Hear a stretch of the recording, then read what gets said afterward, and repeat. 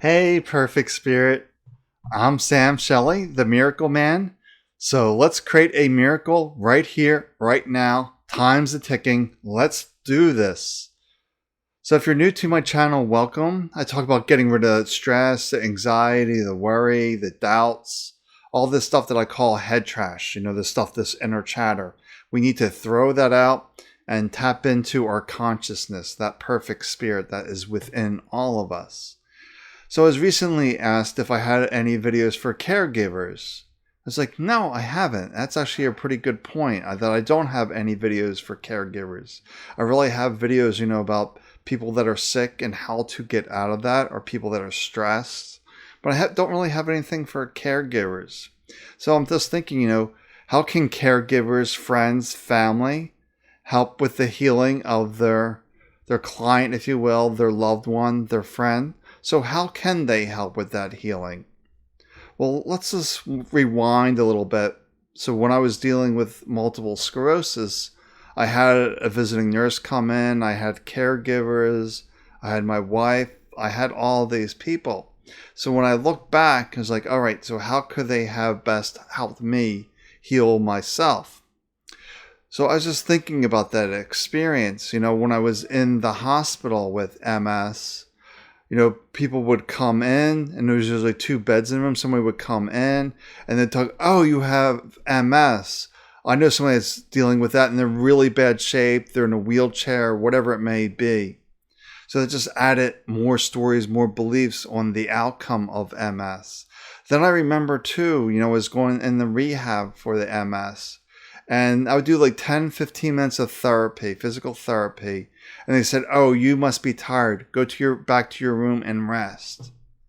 And that just added more head trash, that after 10, 15 minutes of activity, you're going to be tired. You're going to be fatigued. Go back to your room. And this all adds to the head trash in subtle ways, or maybe not so subtle ways, that, oh, I'm now going to be tired all the time. I'm going to end up in a wheelchair. And all these stories, and the medicine for the rest of my life, maybe my wheelchair, cane, all these stories just build with the head trash.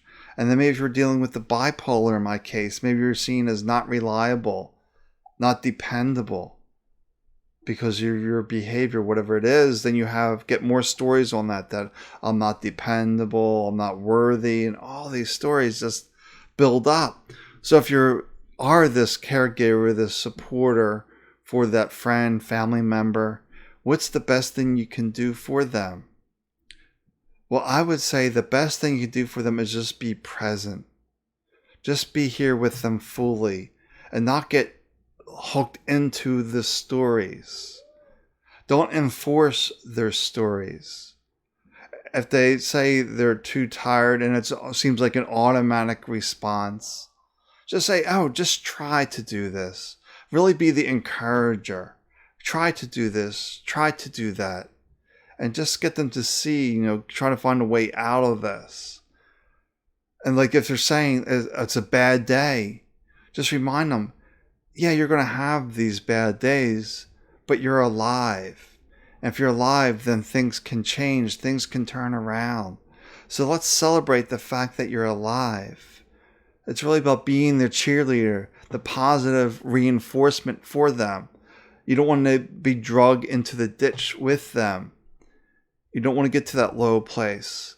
It feels like our job, our responsibility to help someone to heal is just to be present with them.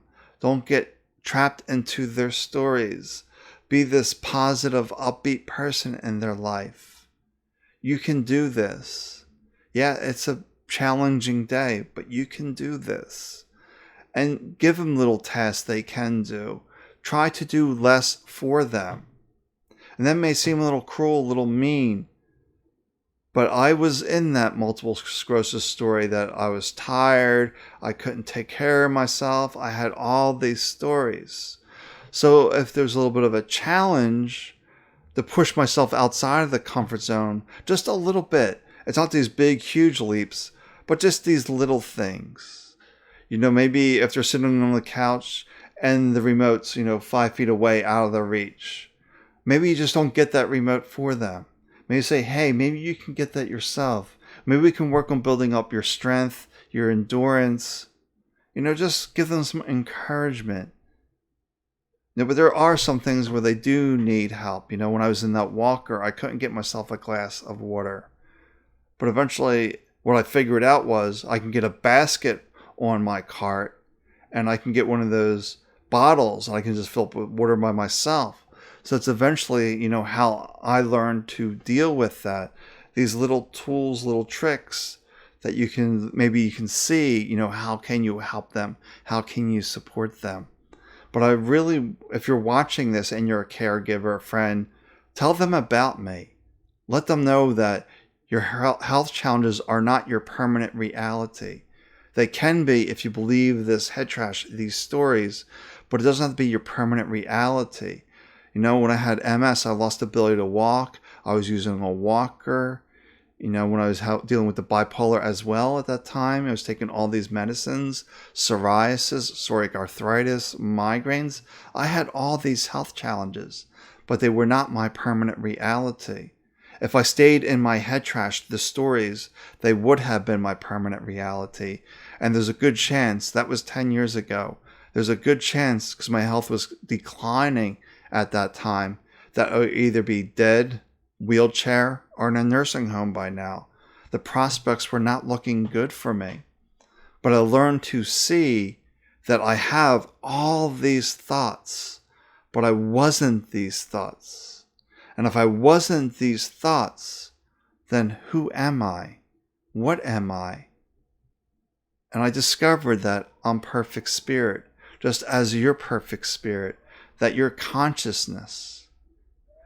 And you're here for this human experience. Spirit doesn't see as good nor bad. It's just the current experience. And it's all important for them to realize as well that destiny is not fixed. They weren't dealt a bad hand. Each step, each action can create a positive change, a new direction forward, to step outside your comfort zone. So simple things like, if something's just out of reach, just don't get it to them. See if they can get it themselves. The good example is that remote that's just out of reach, 5 feet away, the television remote control, just out of reach. And see if they can encourage them to get that. Or maybe something else. Maybe they're looking, for their phone, and it's over there on the counter. Just encourage them to get them themselves. Give this a little encouragement. Oh, let's see if we can work on your strength today. Let's see if we can work on your coordination. And just give them a little encouragement. So the best thing you can do for them ultimately is just to be present. Not attaching to your own stories, not allowing their stories about themselves to become your reality as well. That we don't want to co-create this painful, difficult reality. Their mind is doing that. They don't need your help giving that more power, more energy, more focus. And you don't want to focus on healing. You just want to focus on this step, that step. Healing is too big of a leap for the mind to accept. So you don't really focus on healing. You focus on the actions here. What action can I take right here, right now? What's that one small step that I can take? This healing is a long-term goal. It's the fruit. As the Bhagavad Gita would say, concentrate on the task at hand and not the fruit of your labors. Just focus on this one task and this one task. And one thing you perhaps can do for them is give them small little things. Maybe they're taking too far of a leap, too big of a jump. So it's just about slowing things down and get them to see this, to have a simple relaxation process. And you can watch my other videos on how to clear this, how to heal MS, bipolar, whatever it may be. I have hundreds of videos on here for you to watch on all different topics. But this is my first caregiver video, helping your friend, your family member heal themselves. Because everyone has this ability to heal. I'm not the exception. I'm no different. I'm a human just like them. I just simply let go of these stories with my simple 5-minute a day practice. It was not difficult. It may be a little bit of a challenge at times because the mind always wants to distract you onto the next shiny object.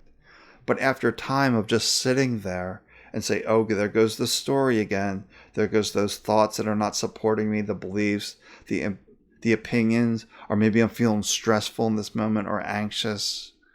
But when you're feeling that, then you just come back to, where are my feet? Where are my hands? What do I see? What do I hear? Because this conscious mind cannot multitask. The subconscious can, but the conscious mind cannot multitask. So when you give somebody a task to do, they're going to be here in this moment. They're not going to be in the story. So we're just trying to break that story. And we can really break this down, be very simple to take care of those that we love. All right, well, take good care of yourself. Let me know if you have any questions that I can answer for you.